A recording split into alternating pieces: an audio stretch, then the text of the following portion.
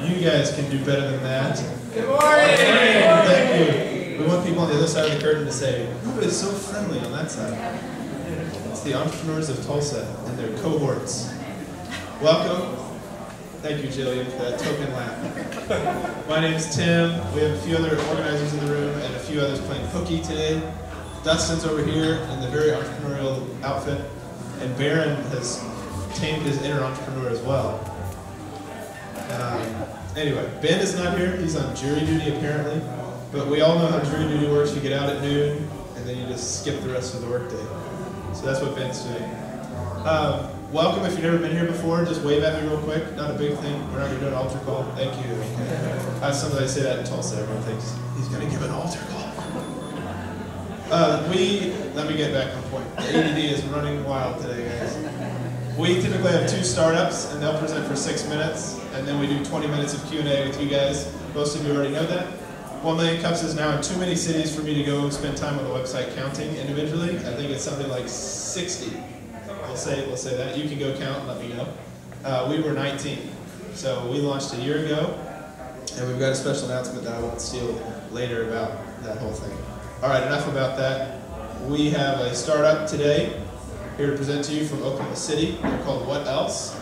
Very interesting social online app and platform that you'll hear about. We introduced Ricky and Carlton from What Else, and they're going to tell you apparently about a time machine.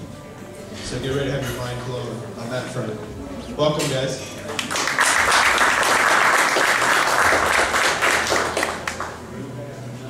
This mic's a little different for me. I usually just talk because I'm kind of loud as it is. I'll make it work.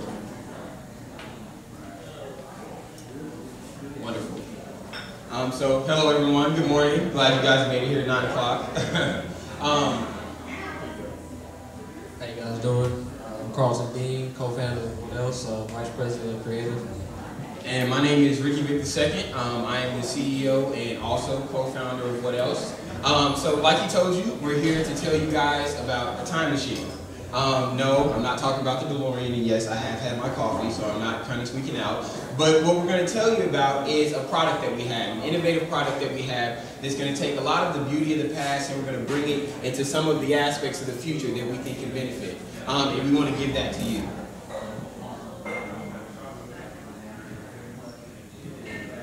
Me and Ricky, we've been friends for about 10 years. We played high school basketball together, college basketball together. After I finished my college education and I finished my playing career, I went to Ricky and told him I wanted to do something exciting that felt the same as playing basketball.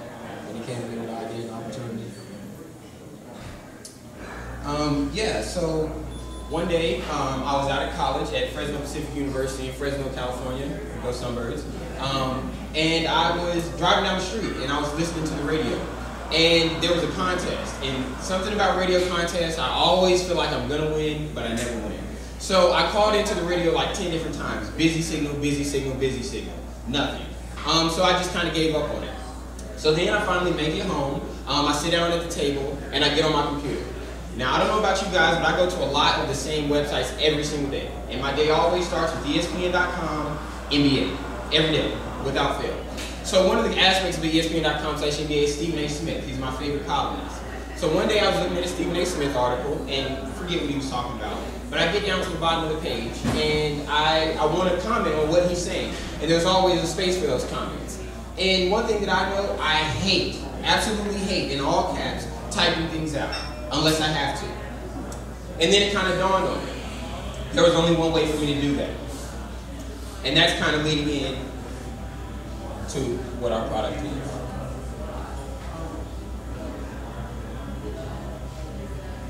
Now what is it? What Else is unique, and it's one of a kind. It is the only, still to this day, and just about 2 weeks ago there's been the first kind of extension that's kind of related to what we're doing in the mobile space. But it's the first and only online social mobile commenting platform. Now let me expand on that. As of right now, if you go anywhere, Facebook, Instagram, Vine, articles, blog postings, anything that you want, and you decide that you want to leave a comment on something, there's only one means of doing it. While I was in college, I realized that that's a little bit archaic. I know that my millennial generation, if we don't have to read something more than 2 paragraphs, we're probably not going to. So I wanted to come up with the concept of being able to make this more current, something that could make it a little bit more authentic and realistic. So I came up with the idea of a platform that would allow people to comment using the front-facing and back camera of their phone using mobile video, 20 seconds at a time. And then also to take it to another level, connecting individuals based off the content that they choose to comment on. Part of our mission is we want to revolutionize the response and bring a voice and face to online social commenting.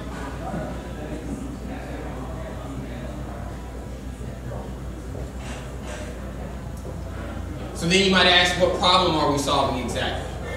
As I mentioned, I studied communication in college. And so I'm a big proponent of interpersonal, authentic communication between people. It kind of bothers me that people communicate more sending text messages than they do talking to each other. That people would rather send an email than walk to somebody's office and communicate with them. So I wanted to try to find some way that I could take this response-driven market that has over 50 million users a day just on Facebook alone and find a way that I could create an avenue for them to connect and communicate with each other more. Part of the problem that's created is that when people are online and they're commenting, if they really want to express a thought that they have, it's going to be a paragraph. And everybody hates reading paragraphs on comments. 2 or 3 of them in, you probably want to stop. So that's where we created the concept of our idea, so we could bring that real, authentic, interpersonal communication back to everyone.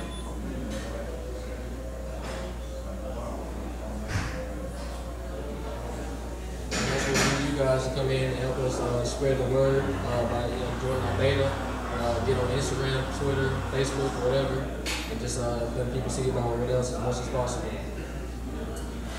And to kind of expand on what Carlton said, right now, if you want, we have a posting on AngelList, which is a website for different types of angel investors that has some information about what we're doing. We also have a Facebook page that's under construction and a Twitter page. But if you need specific information, you can always contact me. My name is really easy. It's Ricky with an E, R-I-C-K-E-Y, Vic. You can find me on Facebook, LinkedIn, Instagram, all under Rick Vic Dose. I'm Ricky Vic II, so that's where you can find me. And then another aspect of this, we're starting a Kickstarter campaign on December 1st to run through January 1st because we're planning to launch in January. If you're interested in Kickstarter, you know about Kickstarter, search what else and you'll be able to find kind of some more details about what we're doing. And that kind of leads me to my last question.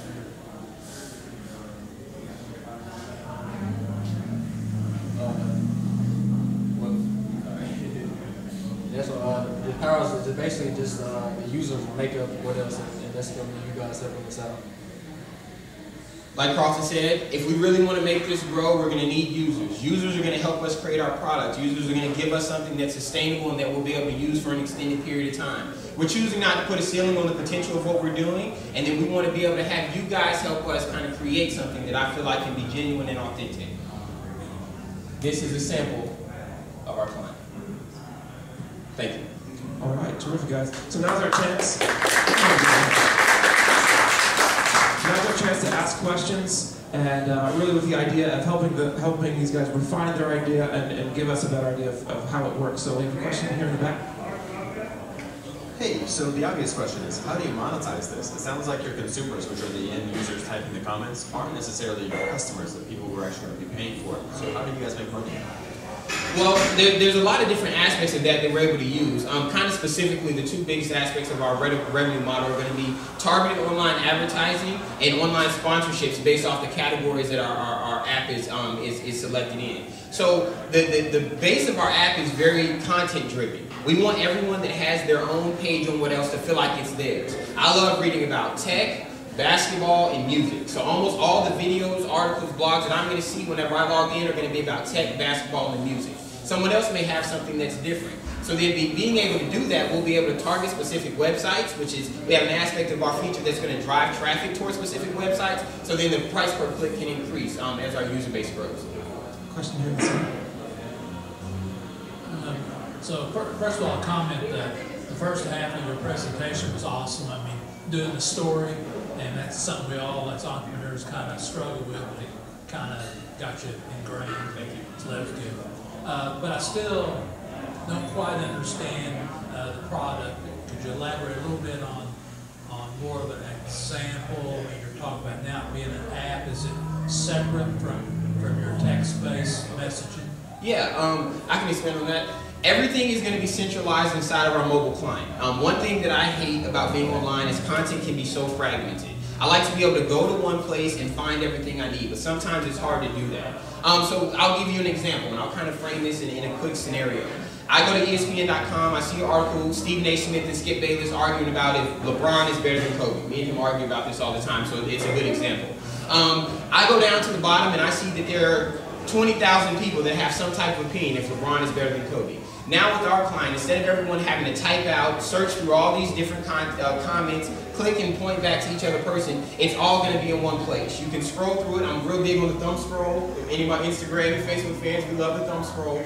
You'll be able to scroll through those different types of comments and post anything you want. To take it to a deeper level, if you have people that follow you or that are subscribed to your posts, anytime that you post a response on something, they'll be able to see it. You can go into those responses and then each person can be connected to other people based off content that they're all interested in.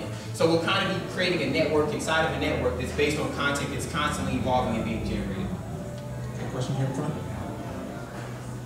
So you talked a little bit at the beginning about having kind of a maybe proprietary system about commenting on posts with a video. Can you elaborate a little bit more on that? And then after that, can you like give one sentence or two sentences on exactly what your product does? Yeah. So imagine, and this is just at a very, very base level. You go online and you see a Facebook post. Somebody posts something on Facebook, and it's about cat videos. Everybody says there's a million cat videos on YouTube. And somebody's saying something and you feel like expressing how you feel about that cat video. You don't feel like typing that out, and you don't feel like reading any more typed out responses.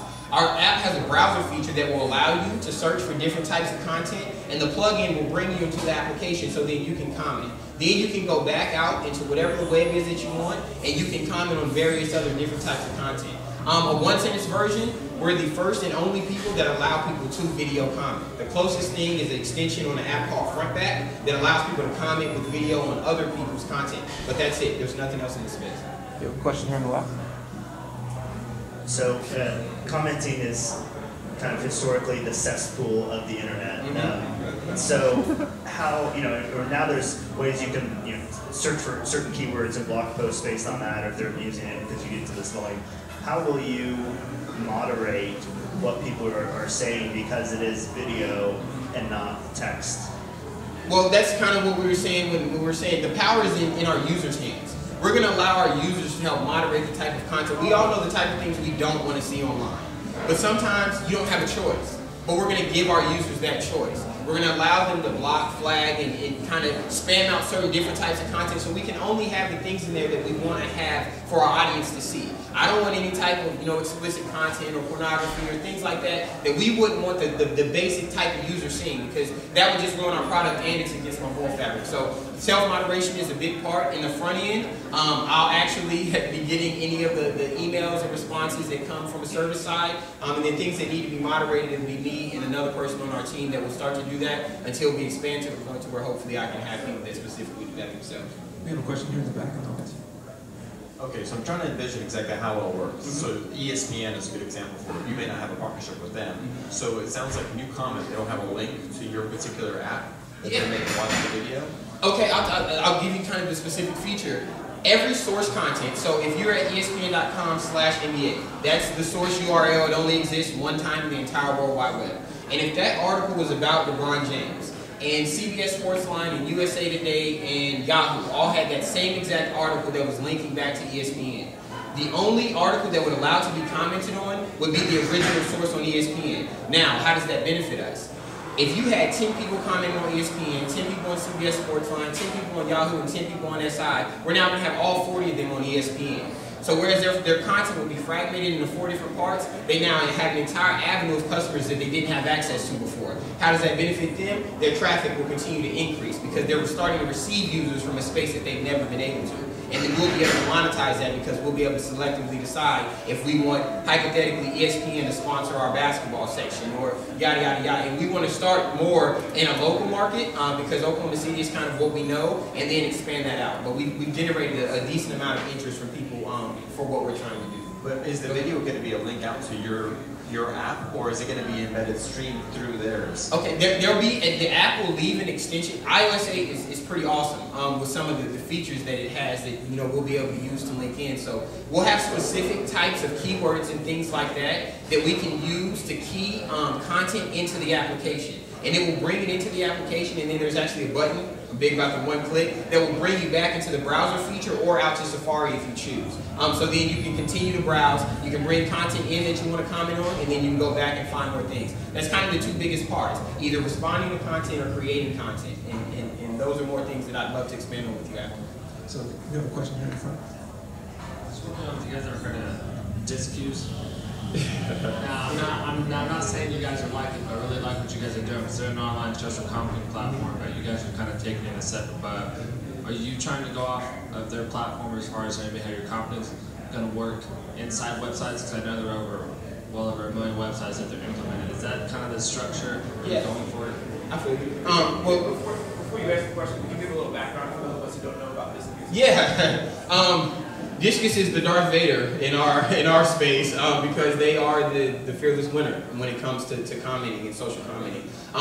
Their spectrum is a lot broader. They really don't have any limits on the things that they allow people to comment on. So we're a little bit more specific than that because we don't want all types of comment being commented on because try to keep all the bad stuff out. But Discus is related to what we're doing. They're actually our biggest competitor, but not exactly because our market is more of a niche. We're going to be allowing people to comment and limit the tech side of it because we're trying to focus more on the video. And it doesn't just have to be you talking.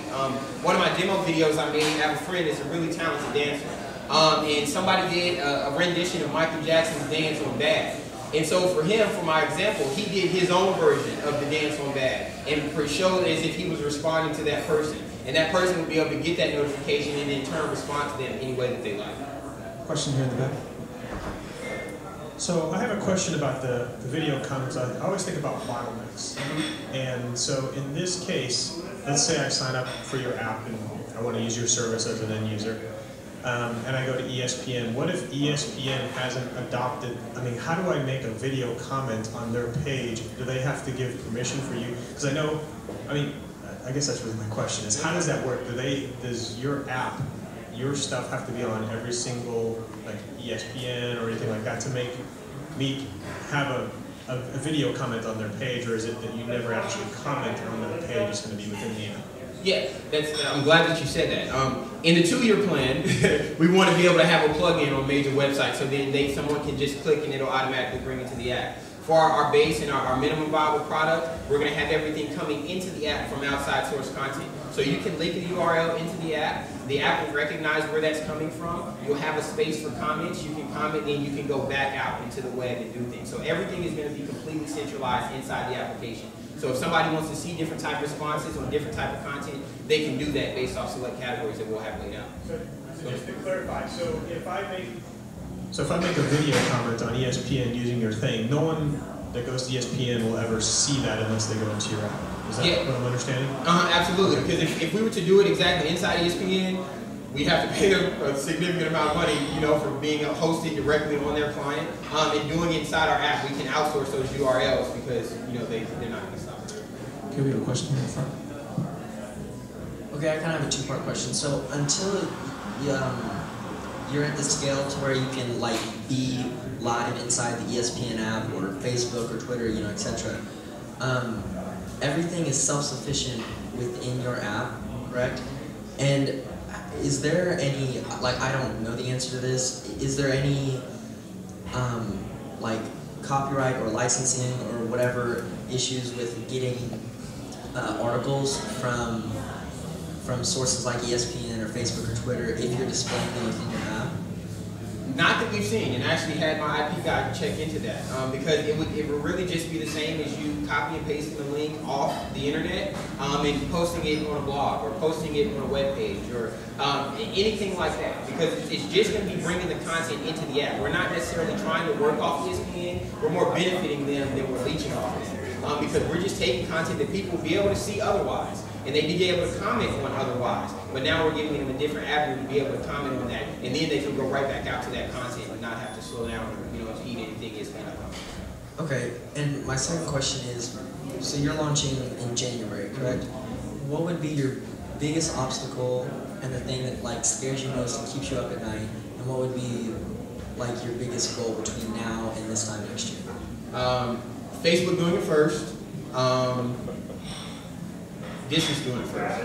That's what keeps me up at night. Because I actually came up with the concept for this in January 2012. I felt like that around, within the next 2 to 3 years, a lot of mobile social, platforms will be somehow video based. And we see that every major social platform has some type of video aspect to it that's carrying it right now. Snapchat survived because of my story and their video. Instagram brought in a video client and created an entire new revenue base that they didn't have. Glide, Tango, Vine, all these different types of apps are becoming more and more relevant because they're using video, because we want to be current. We don't like to get things 5 minutes later if we can have it now. And I kind of want to, use that frame of reference to build what we're doing.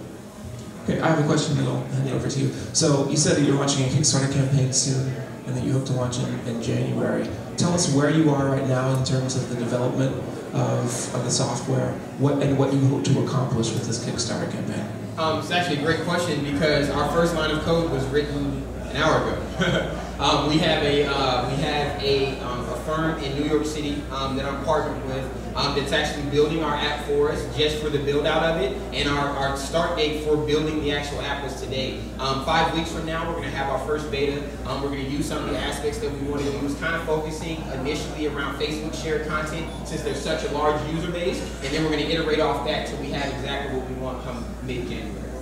Great. Question in the front. Are you guys going to dual platform, or are you going to launch on one first and see how it goes? Yeah, we actually have everything is signed, sealed, delivered for our iOS client. We actually were in Dallas a week and a half ago because we have a significant partner that's actually based in India that has made some pretty major applications from a few billion-dollar companies that wants to build us for the Android market. We just have to hammer out all the particulars to see, if they're going to fit for us. But they're really interested in building what we're doing. And I actually talked to them yesterday about, finishing up the last step to see if we're going to be able to work with it for Android group. But that'll probably release around March if everything goes well, because I'm Team Apple, so I'm going to do what I know before I do what I do. Could you talk us through the thought behind the name, what else, and how that applies to the concept of your business? Interestingly enough, I was asleep and it woke me out of bed. This is no joke. I'm a serial question asker because I'm addicted to knowledge. And anytime that I'm talking to somebody, whenever I need more knowledge, I always ask, what else? What else can you add to it? What else can you give me? What else is there? And so I kind of felt that it was appropriate. And then on the same token, this is kind of a higher level thing, but a lot of the successful apps today in the social platform are compound words. Facebook, YouTube, etc. So I wanted to try to find something that was in that same space, but people use in everyday conversation.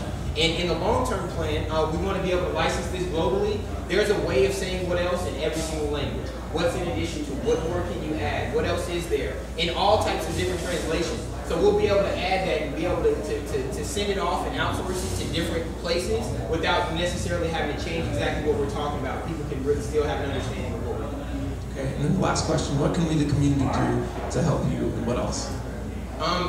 You can check us out on AngelList. Me and Carlton are both on LinkedIn and Facebook a lot. I'm on LinkedIn, Facebook, Twitter, and Instagram.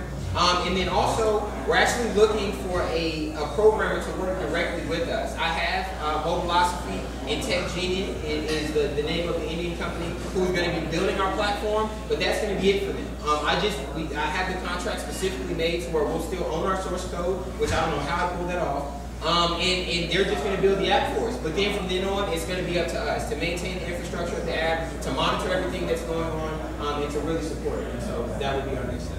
Okay, well, let's give a hand for our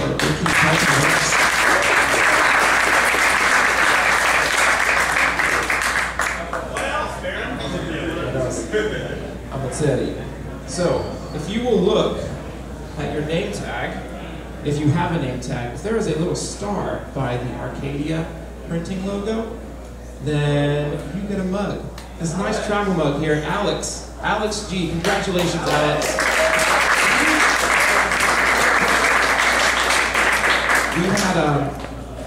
We had a little rap session a couple weeks ago about what you guys thought was important about adding to 1 million cups. And one of the things was name tags. And so, hey, we have name tags. We'll tell you more about that in a little bit. If you want links to everything that I'm about to talk about, it's all in the newsletter that I send out most Mondays, sometimes Tuesdays. So just sign up by sending us an email at tulsa@1millioncups.com. You can put the subject newsletter, or you can be creative. Tell us a joke. We like to laugh. Tulsa has got it going on because we were named the digital capital of Oklahoma. Pretty cool. By Google, no less. You know, Google, the Google. They named us the digital capital of Oklahoma, so we feel pretty good about that. There's a new co-working space in Tulsa called The Workshop that opened, I think, about 2 weeks ago. It's over in the Pearl District on 6th Street, and we hope to have Tom Crow, who runs it, come and give us a little announcement, and then maybe have a field trip over there after 1 Million Cups one day so we can see what it's like. But if you want to check it out on your own, I hear they have coffee over there too. So coffee and workspace, great for entrepreneurs. We have name tags, like I said a couple weeks ago. We had a suggestion that, I don't know if you can see this, it says, "Hello, my name is Inigo Montoya. You killed my father. Prepare to die." I didn't write that up, but I did find it via a Google search. So pretty proud of myself for that. And we're going to have Randy of Arcadia Printing, who sponsored these name tags, come and tell us a little bit about, a little bit more about them, and maybe a permanent solution as well. Well, one of the reasons that this came up was because of the awkward experiences where you've met somebody and maybe you haven't seen them in 3 or 4 weeks, but you can't remember their name, so you avoid them because you don't want that awkward thing of having to go and say, "I know we've met, but I can't remember your name." So that's part of the at least my reasoning for it, because I'm horrible with names. So we have sponsored the the stick-on name badges, and those will be available each week for you to use. But some people have also requested permanent name tags that they can not only use here, but could also use at other events that they go to. So here's an example of Paul's, and we're going to make those available to you. If you go back to the back afterwards, you can sign up on a computer back there. You can type in your information, and that will come to me, and I will contact you directly to take care of having those name tags made. They're going to be $10 a piece, so it's not a big cost, and that will allow you to, instead of using the temporary, you can have this with you. If you forget it in the car, you can use the temporary still, but that would be something that you can use with your logo, without your logo, in other networking events as well.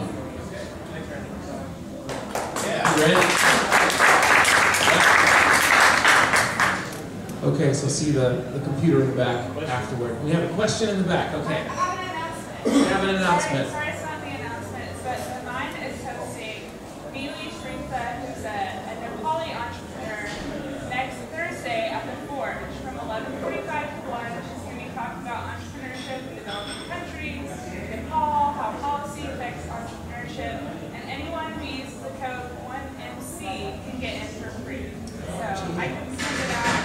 I can send you the link. Yes, but that'll be next Thursday at 11:45 at the Forge. Okay, and we'll be sure to put that in the newsletter as well if you send me the link for that. Okay, lastly, we're throwing ourselves a birthday party.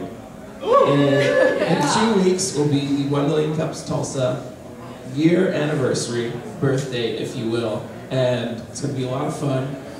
We have some surprises in store, which I will not tell you about because then it wouldn't be a surprise, but it's going to be a lot of fun. So be here on October 29th, regular time, and we'll celebrate together. Will there be an after party? If you host it. Okay, there will be an after party then. And yes, I have one more announcement that did not make it into the slides. We have an Instagram account now. Have you heard of Instagram? It's pretty cool. And you take pictures and then you can upload them and other people can see them if they're following you. So it's a pretty rad app. I'm not sure if you're onto it yet, but you should. And we are finally on it as 1 Million Cups. We are the handle, is that what you call it, an Instagram account? It's 1MCTUL. Yes, 1MCTUL on Instagram. So follow us, tag us in the pictures that you take here that get hundreds of likes because we're all awesome. Okay, end of announcements. Now it's time for our second presenter, which is Life Out of the Box They are not only a startup, but they are also wanting to make social impact throughout the world, and they're going to tell us how they do that. So please welcome Jonathan and Quinn with Life Out of the Box.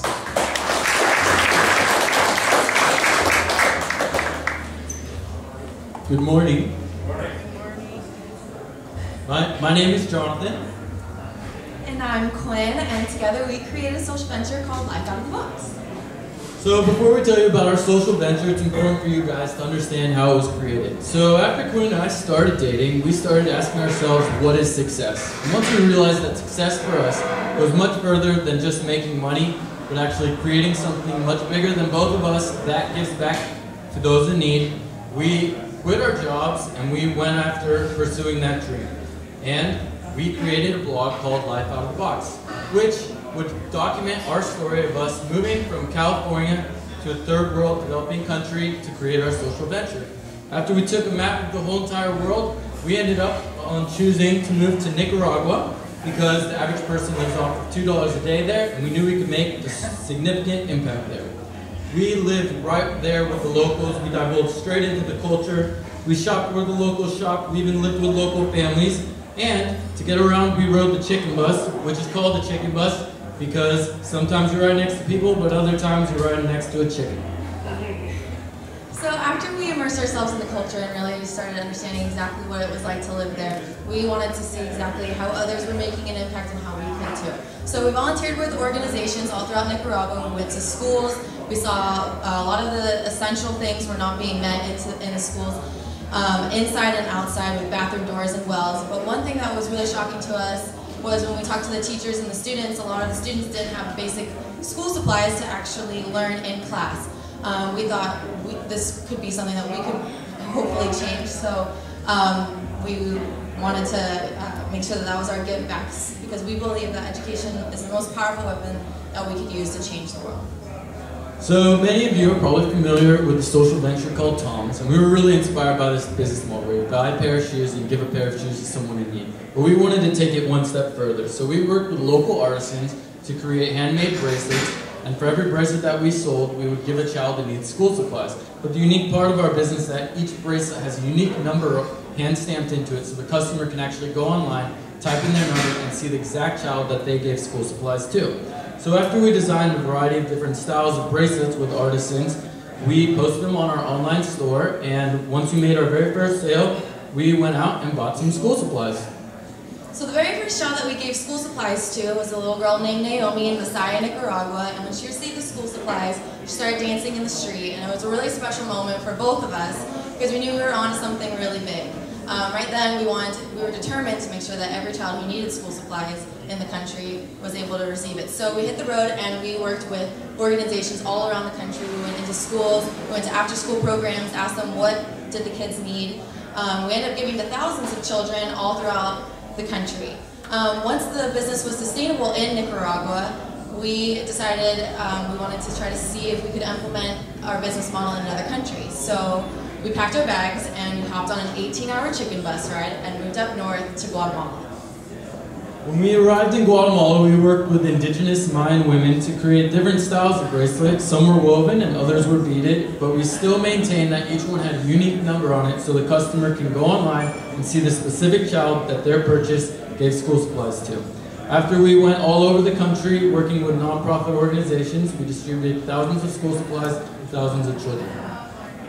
Once the business was sustained there in that country, we wanted to see if we could do it again in another country. So we packed our bags once more and we flew to Northern Africa and moved to Marrakesh, Morocco. We once again immersed ourselves into the unique culture and started working with local artisans to create new products in our line of products. We worked with artisans who were really talented in creating handmade leather items and still stuck with the style so that each one had a number that the customer could use to see the child that he gave school supplies to. We also partnered with orphanages throughout Marrakesh and gave all of the children who needed school supplies. And now we are here in beautiful Oklahoma, and we are working with OSU at their Student Startup Center to utilize the resources and mentorship available to further develop our business. Since we've been here, we've been able to distribute school supplies to Kenya, and we plan on distributing school supplies later this year to Mexico and Belize. We've also been working with different screen printers and embroiders in Oklahoma to create new products that we could add to our online store. Since we've been back, we've been traveling all around the country as well, going to different events and universities. This is us at UC Berkeley speaking to the students, trying to inspire them to get out of their comfort zone and create something that will make a difference on the world. Our story's also been picked up on a television show called House Hunters International on HGTV, where they documented the beginning of our story of moving from California to Nicaragua to create Life Out of the Box. We've also been featured in a book called Life is What I Say It Is, which is written to inspire people to go after their dreams. And we've been featured on a very popular podcast called Entrepreneurs on Fire, which I highly recommend to anyone who is an entrepreneur or working to become one. And lastly, we were featured in Vogue Daily as a Victoria's Secret model, Alessandra Ambrosio. Got a hold of one of our bracelets and took it around with her on her vacation last summer, all throughout Greece and Europe. So we're here today to talk to you guys about Life Out Box. Life Out Box basically represents stepping out of your comfort zone to pursue your dream, and in doing so, helping others pursue their dream as well. We're excited to be here with the network of really great entrepreneurs in Tulsa, and we hope that our story inspires you to get out there and make a difference on your own. Thank you. Thank you.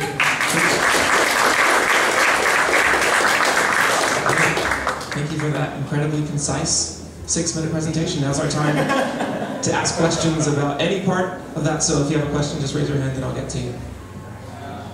Yes, question here in the center. Hi. It seems as though the bracelets were dependent on what country you're visiting, and that kind of depicted this style. Do you plan on going to different countries now to kind of change that, or are you going to stay in the States and try to communicate here? That's a good question. Our plan is to definitely expand our product line in various different countries. I'm glad that you saw that, because every country we go into, we do try to reflect the culture and all of their differences through the styles of the different bracelets. So we are planning on not only going back to those countries and developing new products, but also going to other countries such as Nepal or Kenya and various other places. We've been talking to some co-ops in other countries as well. Question here in the back. So what does an average bracelet go for? So our bracelets range from $10 all the way to $40. And depending on the price of the bracelet, that dictates what we can give to the child. So for our lower cost products, we end up giving more of the essential items in school or classroom. So those will give notebooks and pencils. But as you get to the more like the $30 or $40 range, we've distributed school supplies such as art supply kits or even backpacks. We speak to the nonprofit organizations to ask them what they what they need or for the children to help them learn, and then we kind of get a way of figure out exactly what would be best on how we can implement that into our business model and our current product. And that second question is, since the person that bought the bracelet is connected to that child, is there a way, besides just going online and seeing the picture of the child, or I don't know exactly what you have on there, maybe you can explain that, but is there a way for them to continue to give towards other needs for that child? It's a really good question. So yes, there is, and basically, just a little background, every single child has a profile on our website. When we give the children school supplies, we actually ask them what their name is, what their favorite subject in school is, what they want to be when they grow up, and their age. And so the customer can actually read all of that, and then also we write about the organization that they're associated with so they can understand what they're trying to do over there. So to answer your question, yes, we've actually partnered with organizations that have sponsorship programs. So when we work with them, they tell us what children need sponsors. Typically a sponsorship program with organization, it varies, but usually what a donor can do is sponsor a specific child for a year or a month and actually get updates and be able to send them through school or whatever they need. So when we give them school supplies, we then offer the customer to be able to continue to donate directly with the organization. So we just give them the email of the director of that organization, so we kind of connect them together. But through us, we just give them the school supplies and they get to learn about the organization. And then we do keep going back to the same organization based on their needs. Question here in the middle. Do you just have bracelets, or do you have any other products that someone can buy?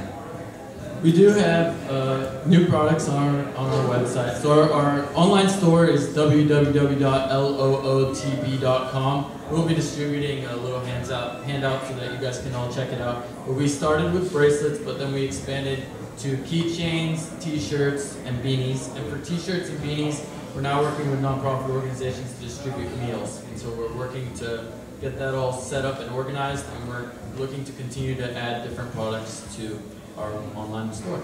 Question on your left. Hi, so I'm just curious about your distribution models, and are you looking to target like the fair trade market or fashion industry, and you're looking for wholesale or just direct sales? For the most part, it's direct sale. Because we are a startup social venture, we want to keep the majority of the profit margin to keep reinvesting into the business. So if we do wholesale, not only does that cut the margins, but we really try to make a personal connection with every single customer. So with every bracelet or product that we sell, we write a handwritten note to every single customer, and we show them the number on the card, and then we actually send them a personal email with the link to the profile of the child that they gave school supplies to. So if we do wholesale, it kind of cuts that out. So basically our distribution or channels is just our online store currently. We are looking to see if we can get into any other spaces, different innovations like pop-up shops or different ways of trying to get it out there other than just on our online store. Okay, here on your left. I forgot. Also on your left. Hey, I think my question was, what types of organizations are you looking to partner with? I mean, education in my mind, it seems like a great way to connect with like the UNDP in some of these countries or various other NGOs. So is there any kind of program where, if you send a child school supplies, someone would match that? That seems like a really great opportunity to scale up quickly. Yeah, I mean, we're completely open to working with different nonprofit organizations. All the nonprofits that we partnered with do focus on like elementary education. So some are after-school programs that teach them how to speak English so that they can get a job after they get out of high school. Others are mobile libraries where there'll be a library truck that will go to really rural parts of Nicaragua, and they'll exchange books with the children so that they have access to reading material. And we're just constantly looking to, we have a part on our website so that nonprofits can reach out to us and tell us more about what they do and see if we can integrate that into our business model so that we can help get their name out there and also support them through giving the children that's associated with it, with their organization, school supplies. Question in the back again. Do you partner with Christian organizations, or does it have to be no affiliation at all to God or anything like that?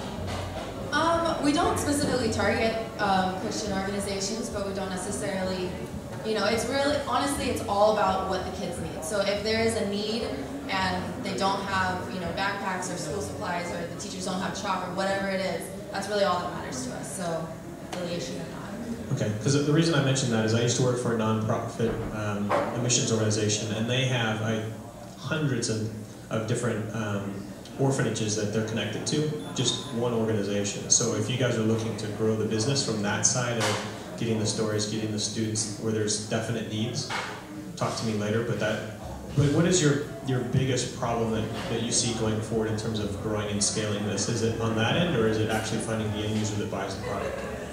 I think it is probably that.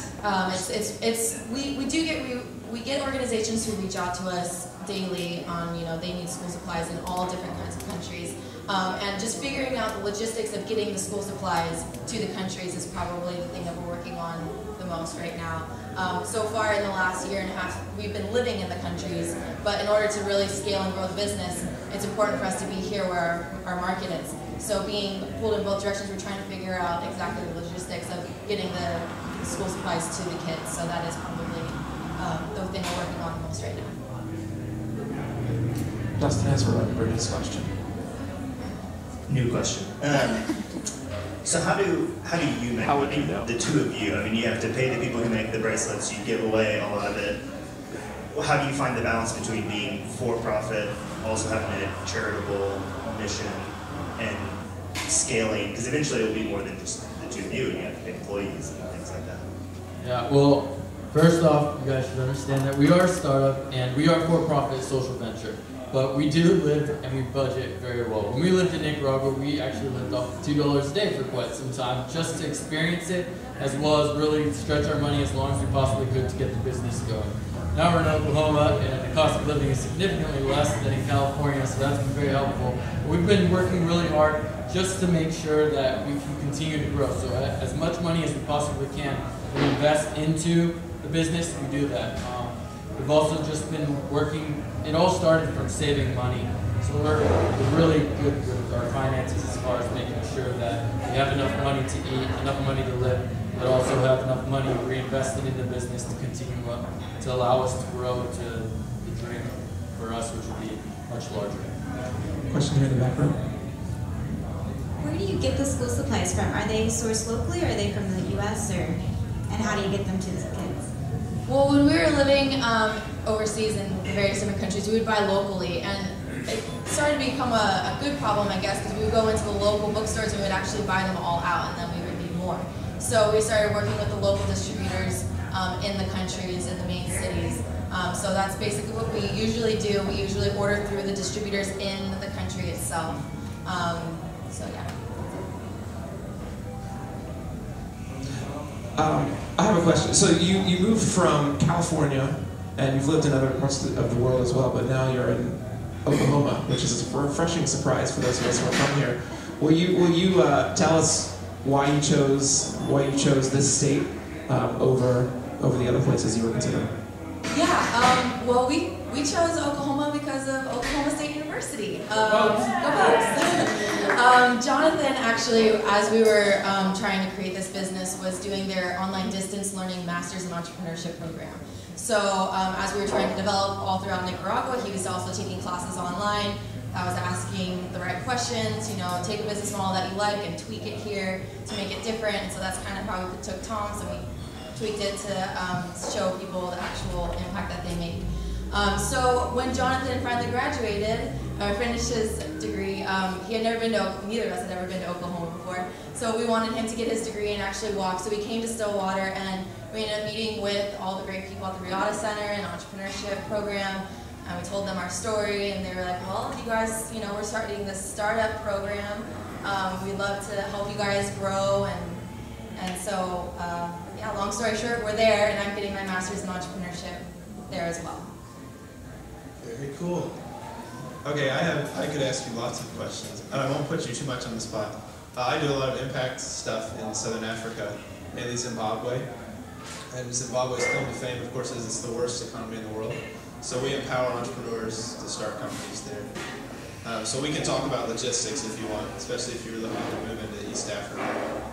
I'm just curious how, when you move from, let's say, Nicaragua, use that as a case study, and you have your team on the ground and you build up the distribution channels and all that, and then you leave, who's there and who's still picking up the pieces, and how do you trust them, and what is that sort of process like? I mean, we can talk about this problem, but just to enlighten everyone in the room, what does that look like, going from entrepreneur first world to work in an entrepreneur third world, and then you leave? Yeah, so we built a lot of relationships in the countries that we've lived in now. So, for example, in Nicaragua, when we first moved there, we moved to an expat community so that we could make friends. And some of the expats there, their full-time job is to be agent to help artisans in Nicaragua get their products out to the United States. So we were able to work with them to be able to order more products, and everyone kind of understands what we're looking for and our standard quality. And then from there, they're able to ship them out to us in the United States. So that's how the distribution of getting products from developing countries to us in the United States works. And then from here, we ship them out to the customers. As far as the logistics of getting the school supplies, we've really developed quite like a solid partnership with these nonprofit organizations in Nicaragua, Guatemala, and Morocco, so that we constantly email each other back and forth. We try to provide some of these nonprofit organizations with school supplies for the upcoming semester. So some of our bracelets, it might be number 300, but then there's another number 500, and that gives to the same child because 300 it gave in the first semester and 500 it gave in the second semester. So we're always working with the nonprofits to continue to give school supplies, but we also want to work with new nonprofits as well and just continue to expand and grow. So that kind of gives like the simplified version of how we distribute things back and forth. Okay, question here in the back.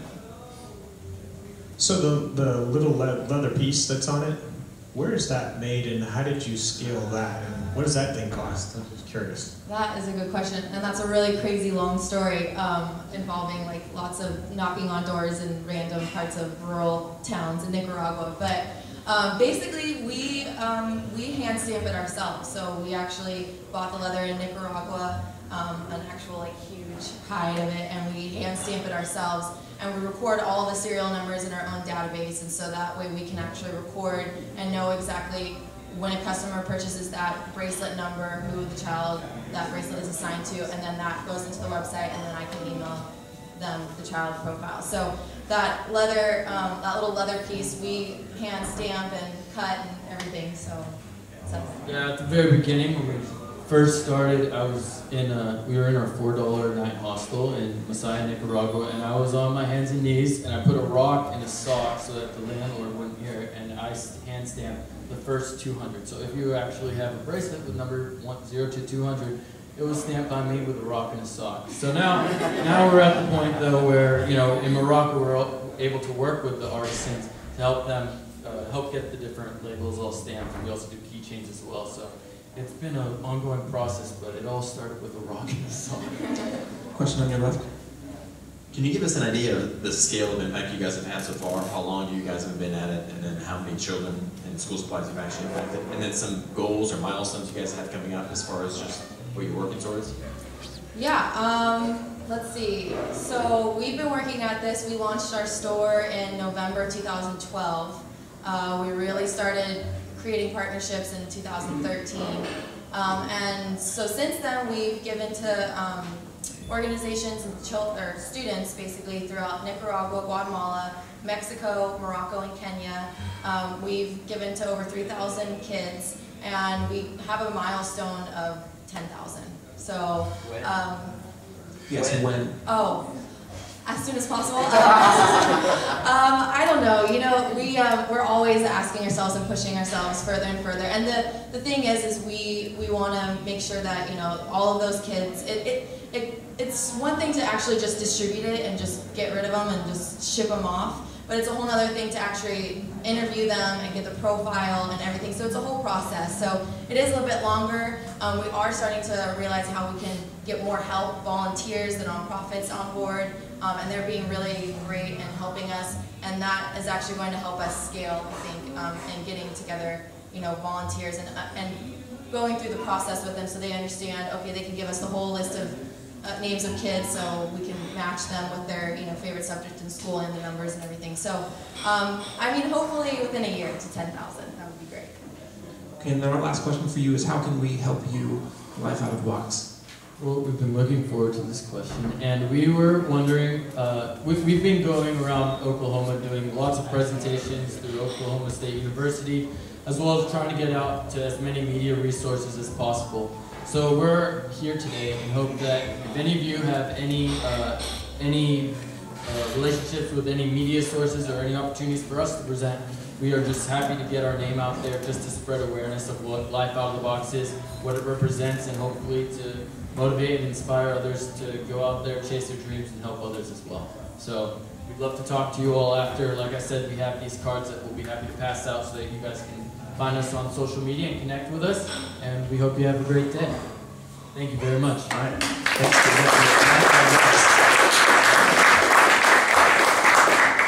All right, well, thanks for being here today. We had two great companies today, really exciting, cool things, what's going on. It's exciting, like Tim and Baron both said, that we have our 1-year anniversary coming up. It's been exciting. We've had companies every week for a year, so there's a lot of cool things, and we are actually booked all the way into 2015 now. So I mean, we've got a ton of upcoming, really cool companies presenting. So every Wednesday, except for like Christmas, we won't be here because that's lame. And I don't want to be here at Christmas. Sorry, love you guys. Anyway, every Wednesday, 9 o'clock to 10 o'clock, we're here. There's coffee. There's great people. See Randy in the back if you want to learn more about the name tags. That's it. Thanks. Bye. Yeah.